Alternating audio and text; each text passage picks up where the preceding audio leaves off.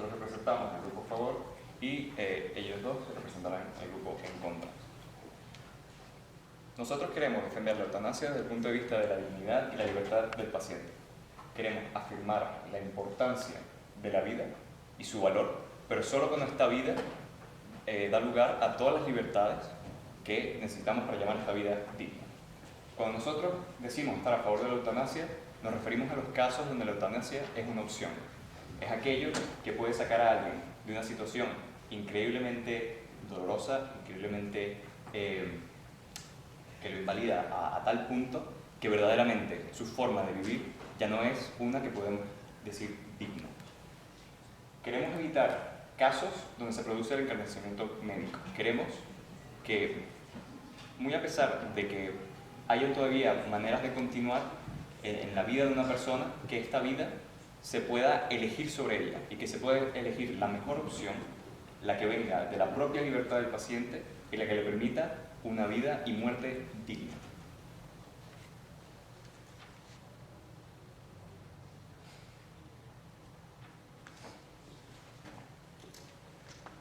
Gracias.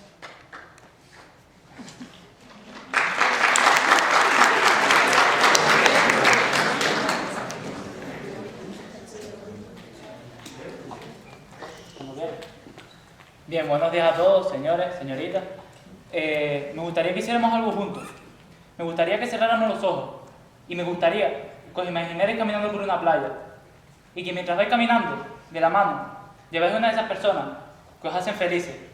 Quiero que imaginéis como mientras vais caminando, vuestros pies se hunden suavemente en la arena, os llega la brisa de frente. Y ahora quiero que imaginéis, quiero que sintáis cómo todo eso desaparece. ¿Sabréis por qué? Porque estaréis muertos. Esa es la verdad del eutanasio. Esa es lo que vienen a defender algunos aquí. Aquí tengo el Convenio Europeo de los Derechos Humanos. En él, en su título primero, artículo segundo, leo textualmente lo que pone. El derecho de toda persona a la vida está protegido por la ley y nadie podrá ser privado de la vida intencionadamente. Creo que esto directamente saca este debate, puesto que los valores superiores de Europa así lo dictan. Tras la Segunda Guerra Mundial, tras toda esa destrucción, tras toda esa masacre, tras campos de concentración, gente que se suicidaba porque no quería lo que venía, los europeos se miraron los unos a los otros y se dijeron, no siendo alemanes, no siendo franceses, no siendo británicos, no, se miraron los unos a los otros y dijeron, tenemos que crear un mundo mejor y crear una serie de valores y de derechos que hoy en día son los que están representados aquí. Y si renunciamos a esos valores y si renunciamos a esos derechos, estaremos renunciando a todo lo que somos. Por eso no podemos renunciar, porque el día que renunciemos a ellos, estaremos dando pie a que aceptemos la muerte, a que lo aceptamos como algo natural. Y nosotros no. Nosotros aquí hoy venimos a defender la vida. Por otro lado, quiero hacer también hincapié en el juramento hipocrático. Son cosas que muchos, o puede que incluso algunos, ya haya hecho. Pero en él, los médicos y enfermeros y demás, todos buscan poner todos los medios posibles y disponibles para curar a los enfermos. Precisamente por eso, porque estoy seguro que casi todos los que estéis aquí lo hacéis porque améis la vida, porque queréis curar a las personas, porque queréis hacer mejor la vida de las personas. Por eso no podemos aceptar la muerte, porque el día que la aceptemos estaremos renunciando a lo que somos. ¿Qué quedará después? No seremos nada, no seremos nadie, puesto que habremos renunciado a lo que queremos. Si queremos curar vidas, pues vayamos allá y curamos vidas, pero no aceptemos la muerte, no la aceptemos como algo natural, porque el día que la aceptemos como algo natural, como ya os he dicho, estaremos renunciando a lo que somos. Por último, me gustaría acabar con una frase de Ana Frank, una persona que sufrió en sus propias carnes la tragedia de la Segunda Guerra Mundial. No pienso en toda la desgracia, sino en toda la belleza que aún queda en este mundo. Y por esa belleza, por ella, os pido que luchemos. Muchas gracias. Parte del equipo a favor de la eutanasia. Comenzaré exponiendo una serie de puntos que posiblemente el equipo contrario les dirá. En primer lugar, la vida como pedestal inamovible. En la Declaración de los Derechos Humanos es verdad que se recoge el derecho de la vida, pero también se recoge el derecho a la libertad, el derecho a una vida digna. Porque la vida por sí sola no es vida, es solo un proceso biológico. Por eso es necesario que haya otra serie de virtudes que hagan que realmente merezca la pena. ¿Y qué es la dignidad humana? La dignidad humana es un derecho inviolable, un valor inherente a los seres humanos, que son seres racionales, seres que tienen el derecho a la libertad de decidir por ellos mismos lo que quieren hacer y la decisión que quieren tomar. Al prohibirse la eutanasia y poner la vida por encima de todas las cosas, esta libertad no se tiene en cuenta. Por ejemplo, ¿cómo es posible que se permita realizar actividades, incluso deportes, que pongan nuestra vida en peligro? ¿O tomemos decisiones que perjudiquen la calidad de vida de esta? Y no esté permitido que seamos los titulares del derecho de elegir el poner fin a nuestra vida, a una vida que ya no merece ser vivida, una vida indigna, una vida en la que el sufrimiento es imparable y constante. Este sufrimiento es el que nos lleva a defender la legalización de la eutanasia. Nos lleva a que la eutanasia sea una opción, a que exista, a que podamos elegirla. No hablamos de enfermedades graves que no tengan cura, ni de discapacidades en las que el individuo no tenga una incapacitación completa, sino de enfermedades o discapacidades en las que el individuo dependa totalmente de otra persona, o incluso las 24 horas esté conectado a una máquina. ¿Eso es una vida digna? Esa es la pregunta. ¿Acaso el sufrimiento no puede ser relevante a la hora de determinar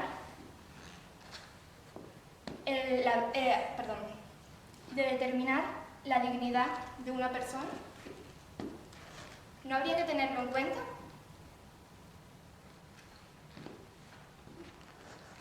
Ellos también les dirán que existen los tratamientos paliativos. Y sí, existen. Pero hablamos de paliativo, no de cura permanente. Pongamos un ejemplo. Somos un enfermo de cáncer y el médico nos hace un pronóstico de 3 meses más de vida. ¿Os gustaría estar en las camillas de los hospitales tomando grandes cantidades de medicamentos? ¿Os gustaría? Quizás esa persona, nosotros en este caso, prefiriéramos acabar con el sufrimiento lo antes posible y no sufrir más. Y bueno, os quiero leer unas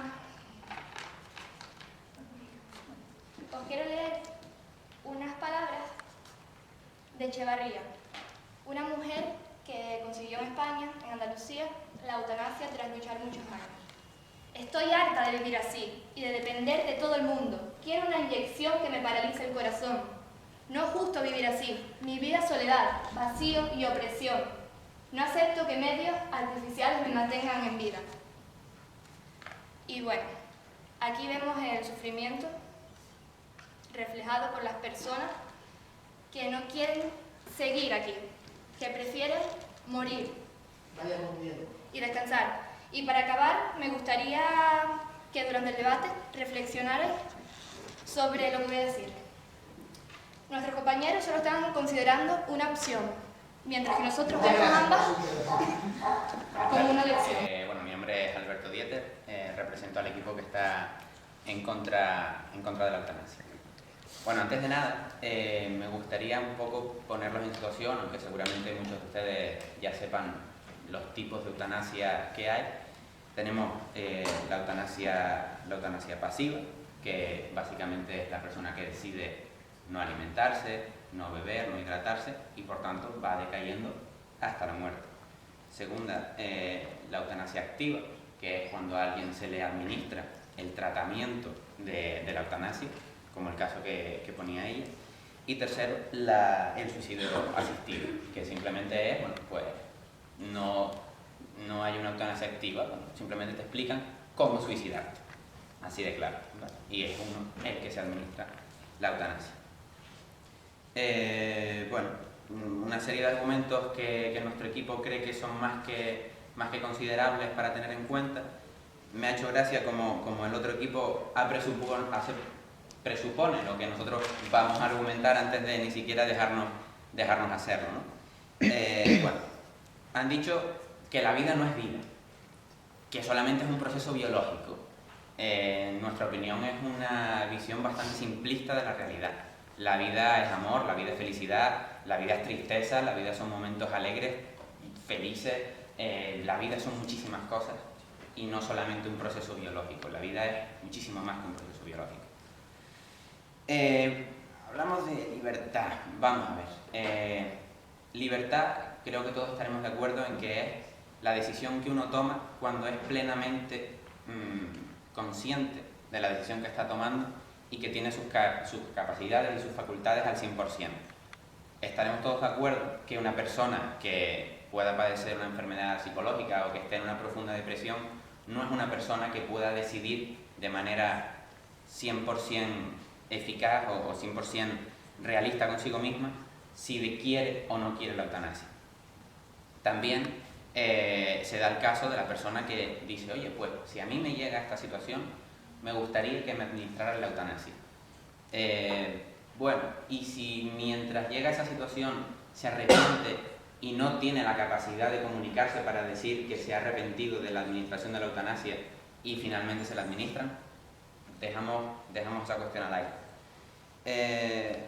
Elegir sin poder elegir, es decir, un poco lo que decíamos antes, elegir el hecho de querer morir. ¿Cómo puede una persona que sin haberlo dicho previamente deseo morir, simplemente por ejemplo está en coma? Hay casos médicos más que contrastados de personas que están en coma pero se enteran de todo lo que pasa a su alrededor. ¿Cómo alguien puede tener la capacidad de decidir si esa persona vive o muere? Es muy, muy serio, hay una línea muy pequeña. Y también comentaban el caso que se daría si una persona, por ejemplo, tuviera que depender plenamente de otra para poder continuar con su vida. Yo creo que todos conocemos aquí al científico Stephen Hawking, que es una persona que va en silla de ruedas, que prácticamente no se puede mover y que es una de las mentes más brillantes de este siglo, que nos ha dado muchísimo, que tiene todavía muchísimo por darnos, y es una persona que, según este equipo, merecería la eutanasia. Entonces, bueno, en nuestra opinión, la vida, la libertad, no la decide una persona que está deprimida, que está trastornada mentalmente, sino que la tiene que decidir alguien en plena y absoluta facultad mental. Muchas gracias.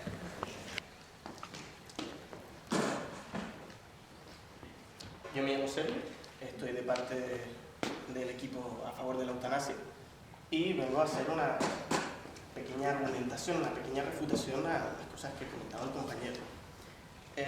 En primer lugar, empezando por el dato más impactante en el sentido del nombre que puede tener.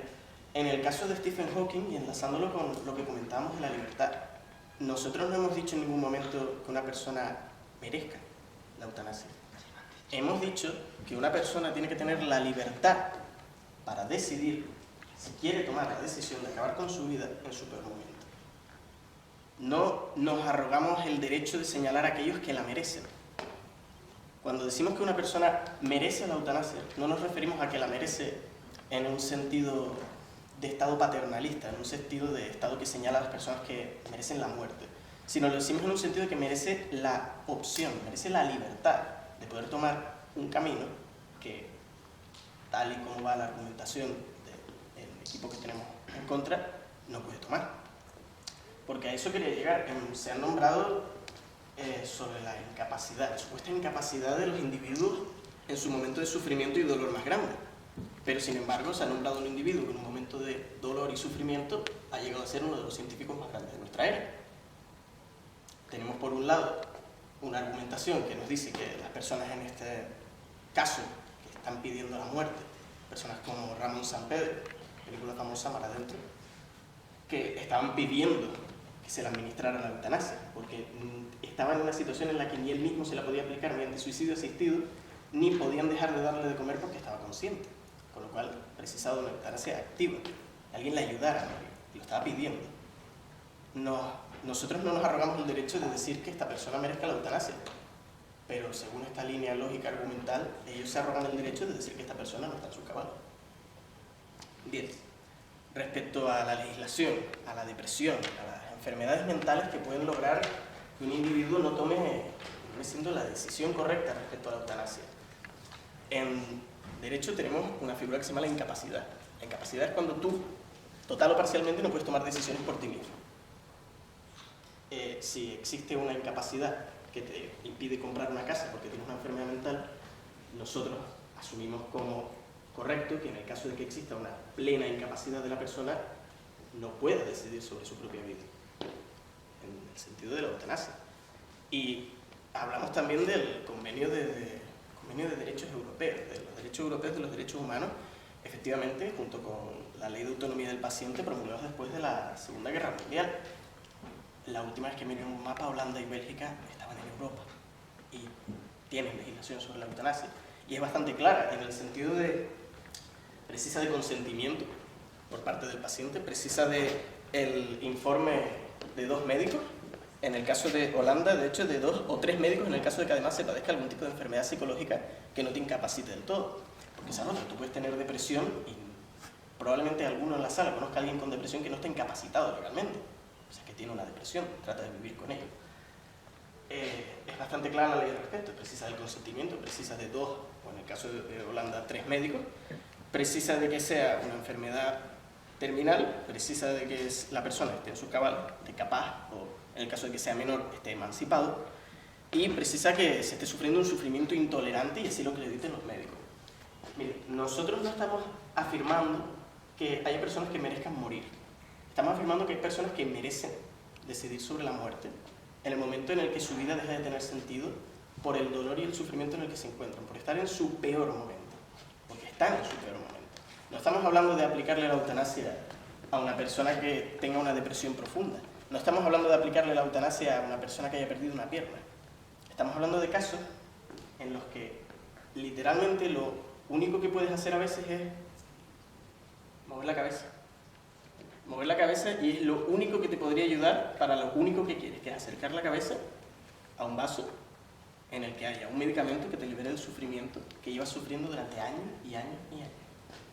Tenemos un concepto, para acabar mi intervención, opuesto a la eutanasia, se llama distanasia.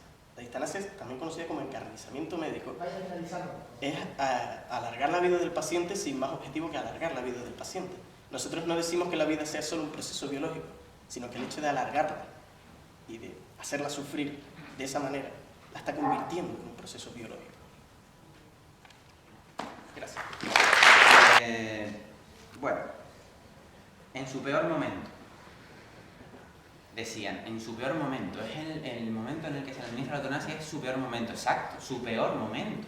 Todos hemos pasado, por supuesto, no comparable, situaciones en las que hemos estado muy mal, hemos estado muy malos, y si tú, mi madre, bueno, hay tratamientos que hasta el otro día, enfermedades que hasta el otro día eran totalmente incurables y que hoy en día, con un tratamiento tan sencillo como a lo mejor 10 días, un medicamento, que ustedes saben mucho más que yo de eso, se cura el paciente, o una operación, o lo que sea, con lo cual la medicina avanza cada día más. ¿Y por qué una persona que hoy está en una camilla, mañana no puede existir un tratamiento que lo cure?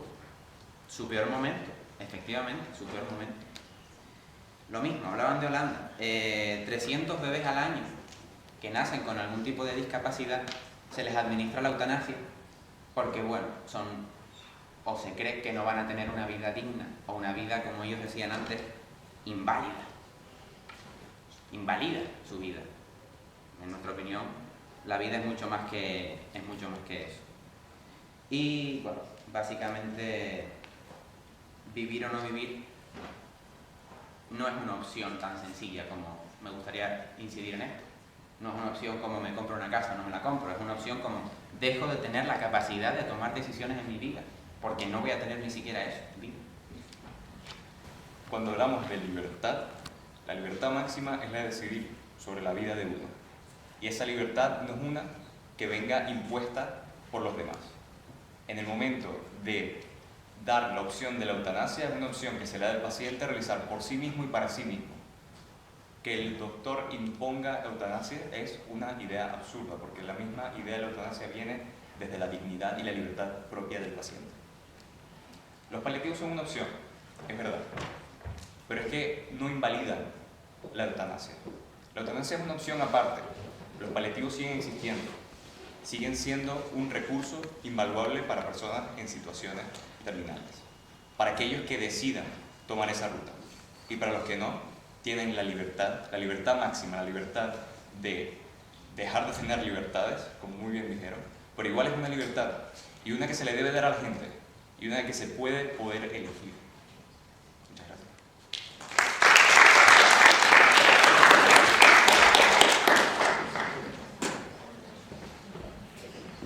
O yo no estaría aquí, o ninguno estaría aquí. Esa es la verdad de la eutanasia. Y es contra lo que nosotros estamos luchando. Lo que os queremos venir a transmitir, que hay que luchar por la vida. La vida son nuestros valores, es lo que hemos decidido. Yo pienso, sinceramente, que muchos de los que estáis aquí lo hacéis porque queréis mejorar la vida de las personas, queréis curar a las personas, queréis que tengan una mejor vida. Pues por ello es por lo que tenemos que luchar. No por ver cuál es la solución fácil. La solución fácil sí, sería dejarlo morir, pero no, hemos decidido luchar por la vida. Y aquí es lo que nosotros hemos venido a defender. Mi compañero y yo hemos venido a defender eso, que la vida merece ser luchada. Y merece ser luchada porque después de ella va a ser un pequeño intervalo y después de ella no va a haber nada. Y antes no había nada. Y eso es lo que queremos recalcar. Por otro lado, también haciendo mención al juramento hipocrático, creo que todo médico que lo haya, desde que lo jura, tiene la responsabilidad de luchar por la vida de su paciente, poner todos los medios disponibles y posibles para luchar por ello. Por otra parte, el Convenio Europeo de los Derechos Humanos ya lo deja bien claro, como dijimos antes. Es el orden superior de valores que todos los europeos hemos aceptado. Hemos aceptado que entre nuestros valores está el derecho a la vida, a luchar por ella. Es que no entiendo este otro enfoque que se le intenta dar. Y por último, me gustaría acabar con una frase de Epicuro. Cuanto más grande es la dificultad, más gloria hay en superarla. Muchas gracias, señoras y señores. Bueno, yo quería plantear una cuestión en el caso en el que ya se hubiera legalizado un sistema para otorgar el tratamiento de la eutanasia a alguien que decidiera acabar con su vida. Me gustaría saber qué sucedería en el caso de una persona ya mayor, que está terminando sus días, que saben que tiene problemas cardiovasculares y que ponen por escrito y ante un notario, imagino, que desea que en caso de quedar inválido y no poder comunicarse, desea acceder a ese tratamiento. ¿Debería nombrar una persona que firmara una especie de consentimiento?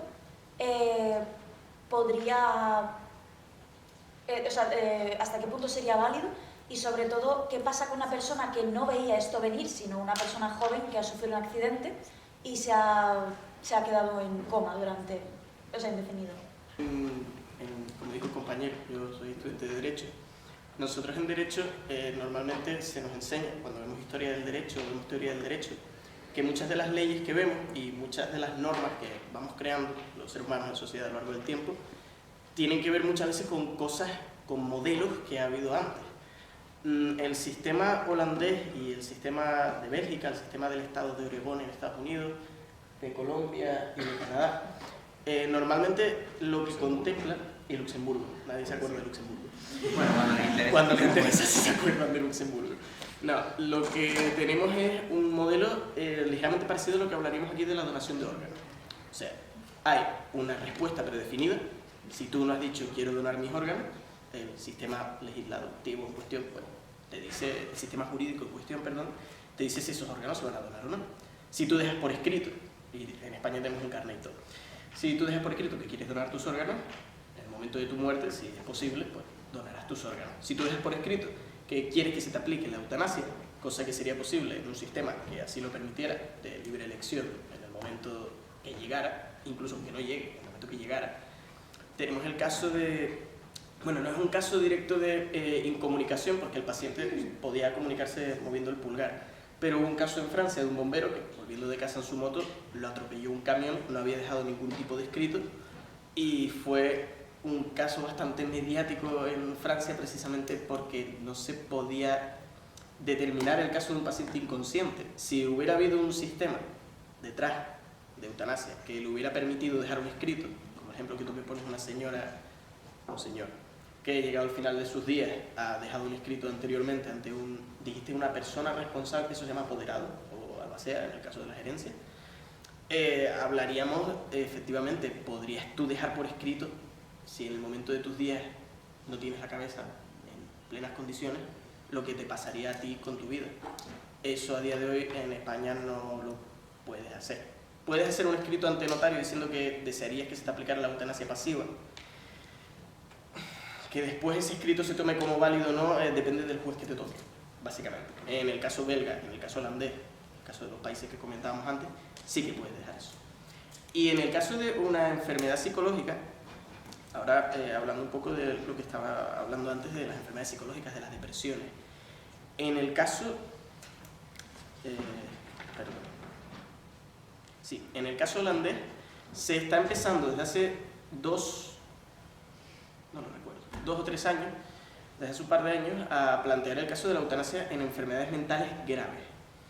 Este ha sido el momento controvertido de la aplicación de la ley y de hecho se exige que haya literalmente una camarilla de médicos de 4 doctores y algunos de ellos obviamente especializados en psicología y psiquiatría que afirmen que esta persona primero está en sus cabales y segundo está teniendo un sufrimiento tan grande que su vida se le ve prácticamente impedida. Es controvertido. Es controvertido esto porque estás en tus cabales, pero estás teniendo un sufrimiento tan grande que no puedes permitirte disfrutar de la vida hasta el hecho de querer disfrutar de la eutanasia. Eso sí, doy un pequeño punto que es un caso controvertido. De la misma manera que es un caso controvertido, una persona que quedándose comatosa no ha dejado un escrito detrás. Ahí nosotros fue donde tratamos de trabajar, nosotros como grupo, tratamos de trabajar el caso de los comatosos que no han dejado un escrito detrás, porque es difícil. Es un caso difícil, y no es difícil para el afectado, para el paciente. El paciente o no está consciente, o si lo está, no se le espera, porque no tenemos manera de comunicarnos con él. Con lo cual lo que queda es lo que en derecho queda siempre, la familia. Si tú desapareces, si tú estás impedido por una enfermedad mental en los últimos días, en Alzheimer, por ejemplo, lo que te queda en derecho es la familia. La familia es quien te va a cuidar, la familia es quien va a decidir incluso sobre tu patrimonio y muchas veces es la familia la que recibe tu herencia y después la administra. En el caso de la eutanasia, muchas veces se apela a la familia para decidir sobre estos casos tan controvertidos porque es lo único que realmente te queda. De todas maneras, quitando esos 2 casos, el de la enfermedad psicológica y quitando el caso de un comatoso que no ha dejado un escrito detrás, que es muy complicado de discernir desde el punto de vista de derecho y desde el punto de vista de medicina. Es muy complicado de discernir.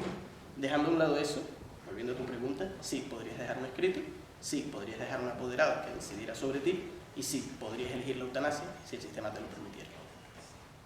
Que era algo hipotético, en realidad es algo que ya se hace. Yo no lo pienso, pero mucha gente lo dice y está de acuerdo con ello en el caso del aborto. Y en el caso de las penas de muerte, que hay países en los que es legal y se exige que determinadas personas, en contra de su voluntad, obviamente, mueran. Y se establece que mueran y se las ejecuta. En este caso se le da la libertad a una persona para que decida acabar con su sufrimiento. Entonces, me gustaría poner en punto que sí, que hay lugares en los que, en la ley en los que se aplica ese control. Sí, o sea, que me ha gustado mucho cómo lo habéis puesto los límites generales, pero creo que hay una cosa en la que no estoy de acuerdo. Y es que creo que habéis puesto demasiado... Habéis creado como una bipolaridad entre la eutanasia y la eutanasia, como son estos 2 extremos. Y realmente creo que eso es una visión muy simplista y nos estamos limitando en muchos tratamientos. Porque aunque pensemos que los paliativos son para la gente que está inmunibunda, no sé, realmente es un tratamiento efectivo para eliminar el dolor de las personas. Y no tanto en el tema de si la eutanasia tiene que ser legal o no, sino en el tema de si la eutanasia es una opción verdaderamente, ¿cómo decirlo? Raúl, ahora, que si la eutanasia es verdaderamente una opción bueno, por si dice una palabra tal, si es una opción buena, creo que simplemente decir que solamente existen dos tipos de opciones, de eutanasia o eutanasia, me parece que es un poco simplista. No sé cómo lo veis vosotros, si realmente creéis que los cuidados paliativos pueden ser un sustituto de la eutanasia o que realmente hay casos en los que la eutanasia es la única vía posible. Claramente, si alguien escoge paliativos porque de hecho le están funcionando, le están alegrando los últimos, puede ser pocos meses de su vida, pues claramente va a seguir con paliativos. Pero ya cuando el punto en el que los paliativos no se convierten en una opción viable para él, desde su punto de vista personal, pues queda la eutanasia. También, si me permites un pequeño comentario, creo que este debate el tema era la eutanasia en general, ¿no? Sí. Creo que se ha centrado demasiado en si debería ser legal o no, y no en realmente las implicaciones que se tienen para el tema moral. Sí, perdona que te interrumpa. El pequeño problema que tuvimos en su momento, y lo hablamos a la hora de la organización del debate, fue la cantidad de acepciones. O sea, eutanasia directa, y en eutanasia directa tienes directa activa, directa pasiva, después tienes la indirecta, después tienes el suicidio asistido, la cacotanasia, la ortotanasia. Tienes un montón de palabras, un abanico de definiciones.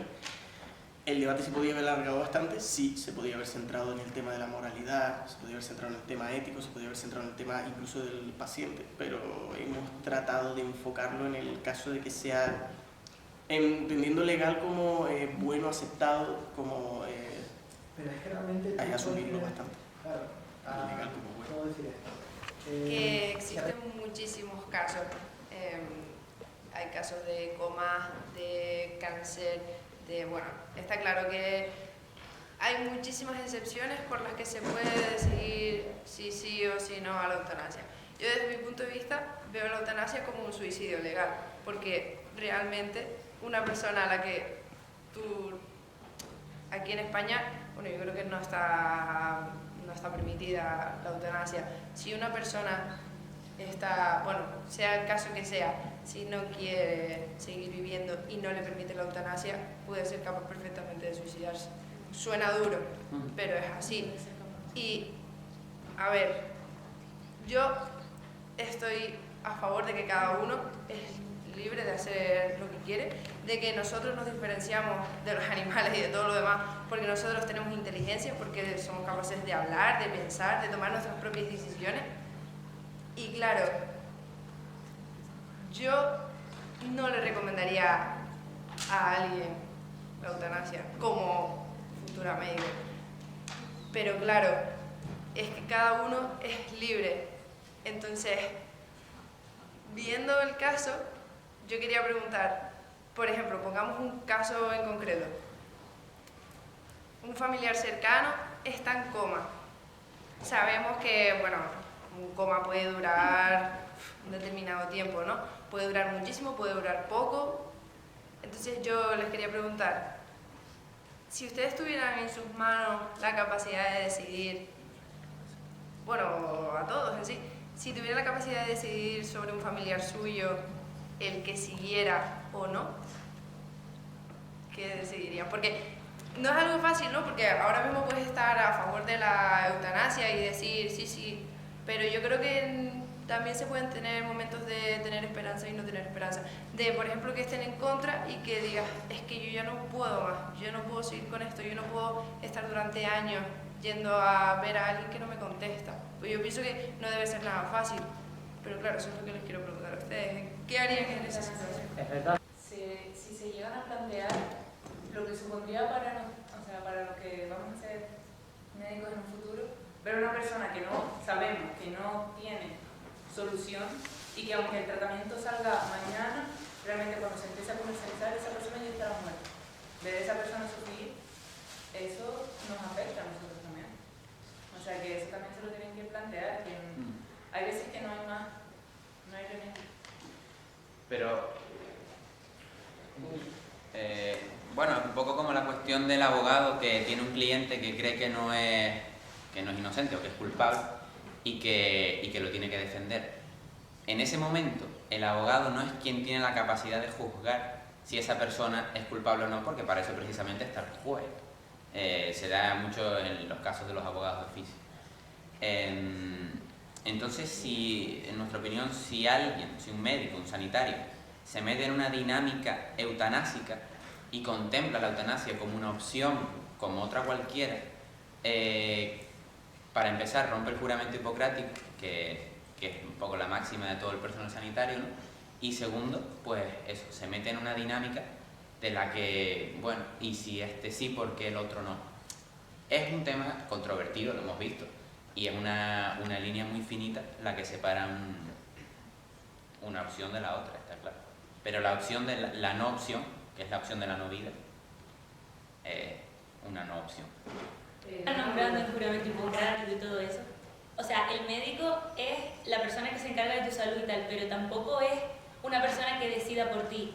Y al igual que tú le puedes mandar un medicamento a una persona, tiene una enfermedad, le mandas el medicamento, pero tú no sabes si la va a comprar o no. Hay gente que decide no tomar medicación y tú no puedes ir con una pistola y decirle, tómate la medicación. Entonces, si tú no puedes ir con una pistola y decirle, tómate la medicación, vive, pues tampoco le vas a decir, o sea, no le puedes obligar ni a vivir ni a no vivir, porque es su decisión. Tú tampoco tienes tanta autoridad como para decidir lo que él quiere. Y aunque a lo mejor tú digas, soy médico, yo velo por la salud, por su vida, pero luego está esa persona que decide y realmente tú no puedes hacer nada. Y si realmente está sufriendo y ves que se va a pasar la vida solo, quieto, sin hacer nada, tú ya no puedes entrar ahí, por mucho que la vida sea lo principal. No puedes entrar. Tiene no que puedes decidir él. Pero tiene que decidir él. Y aunque tú seas médico, si es lo que quiere, aunque vaya en contra y sea como matar, que realmente, no sé, no lo considero tan malo, porque realmente está haciendo lo que él quiera, a lo mejor y todo, tú lo que quieres es aliviarle el dolor, y a lo mejor si muere, estás aliviando igual. A él y a su familia a lo mejor. Que la opción más fácil es dejar morir un paciente. Yo creo que nosotros estamos aquí porque primero nos gusta la medicina y después queremos ayudar a las personas. Esa sería la opción difícil, dejar morir al paciente. Siempre nosotros querríamos continuar por salvar a ese paciente, pero en el caso que dijo ella, un paciente que va a morir dentro de 5 meses, sabemos que va a morir, no tiene otra opción que vamos a mantener los 5 meses a base de analgésicos para tratar de aliviar el dolor en una cama, que no puede hacer nada y su familia va a seguir viéndolo y cada vez lo va a ver peor. Y el último recuerdo que se van a llevar de ese paciente es que ni siquiera, yo tengo familiares que ni siquiera ellos son conscientes de que están ahí. Si yo quiero morir porque no quiero que mi familia pase por eso y no quiero estar 5 meses así, por personas como ustedes, no voy a poder hacerlo en un momento en el que yo esté enferma. Ustedes me van a quitar esa decisión y van a hacerme sufrir a mí los 5 meses que me quedan y a mi familia. No es la opción fácil. Yo no he dicho que sea la opción fácil o difícil para el médico. Nuestro equipo no defiende que sea la opción fácil o difícil para el médico. No, defiende que es la opción fácil o difícil, en este caso fácil, para el sistema sanitario. Porque es la opción fácil para el sistema sanitario. Es una persona, objetivamente, mirando los números y olvidándonos del corazón, que es lo peor y lo último que debe hacer una persona en la vida. Es una persona que está ahí, que consume recursos, que ocupa una cama, que no ocupa otra persona. En economía hay una cosa que se llama coste de oportunidad, y es que el dinero que estoy invirtiendo aquí no lo estoy invirtiendo en acortar las listas de espera, por ejemplo. Pero claro que es la opción fácil para el sistema sanitario, porque dice, bueno, las estadísticas me llevan a decir que esta persona va a morir, pues ¿para qué la voy a dejar viviendo y ocupándome aquí una camilla 2 meses, 2 años, 20? Fuera. Pero no es la opción fácil para el médico, es la opción complicada para el médico. La opción fácil para el médico es precisamente decir, bueno, pues me lavo las manos. Es la opción fácil para el sistema sanitario. Eso es lo que estaba diciendo ella. Es verdad que existe un papel en el que tú puedes decidir el día de mañana, pues mira, si entro en coma, quiero que me practiquen tal cosa, si tengo un accidente y me quedo inválido, puedo elegir lo que quiero. O sea, es tu vida, eres tú quien elige una serie de decisiones que quieres que tome el médico cuando a ti te pase algo. O sea, es tu vida, no es la vida del médico, no es la vida de tus familiares. Es una decisión que obviamente no la toman en caliente, sino te la tienes que pensar en tu casa, porque sí, porque no es como lo que tú decías, me compro una casa. O sea, lo siento. No, o sea, estás tratando con tu vida, pero el que elige eres tú. Y yo, por ejemplo, es una opinión personal, yo sinceramente si si tengo una enfermedad cualquiera, no me gustaría que mi familia estuviese ahí día y noche preocupados por mí, que paralizan su vida porque se tienen que encargar de mí cuando realmente lo mío no tiene remedio.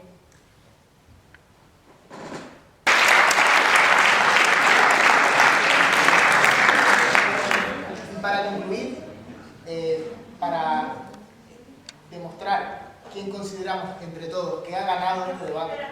Ah, perdón. Si quieren plantearle algunas preguntas Por supuesto. a ustedes, a ellos, pues no tienen que hacerlo. Sí, preguntar yo. Levanta la mano. ¿Las conté? Sí, ven. A ver. Vale.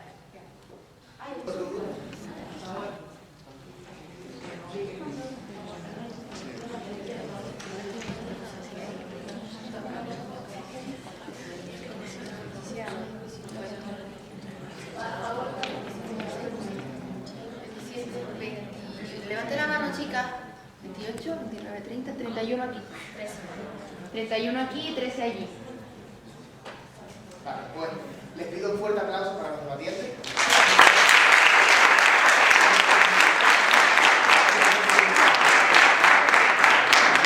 Y por último, les recuerdo, aunque él ya lo ha hecho, pero solo les recuerdo que son las opiniones que han mostrado aquí, los debatientes son opiniones que les han sido asignadas, no son suyas, no son como.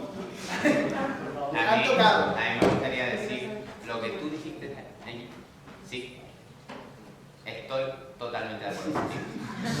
Y yo, si me veía mucho riéndome en un momento que me estaban preguntando, era porque estaba a favor. Me costaba mantenerme en contra. Estoy totalmente de acuerdo contigo porque cuando alguien o cuando tú eres la persona que le estás causando a toda tu familia, que son las personas a las que más quieres, el mayor acto de amor que puedes hacer es dejar de causarle sufrimiento. Y si tú eres la causa de su sufrimiento y tú eres capaz de tomar la decisión de dejar de causarle sufrimiento continuo, lo mejor, y no te digo que yo le diría a alguien hazlo, pero yo lo haría, porque es la mayor muestra de amor que le puedes dar a alguien. Que si no me quedo tranquilo. Yo como pequeño, un poco hacia el otro equipo, el turno de preguntas ha sido un avispero. El turno de preguntas ha sido un avispero hacia este lado. Yo hacer un pequeño inciso, no tanto en estar a favor o en estar en contra de la eutanasia, sino que les han tocado dos posturas con las que, o sea, les ha tocado una postura con la que ninguno de los dos realmente comulga, una pequeña consideración a lo que vienen siendo los argumentos y al convencimiento que hayan podido tener de una postura que realmente no comparten del todo. Esa pequeña reflexión un poco más abajo. Y Muchas gracias a todos por venir. muchas gracias por ello.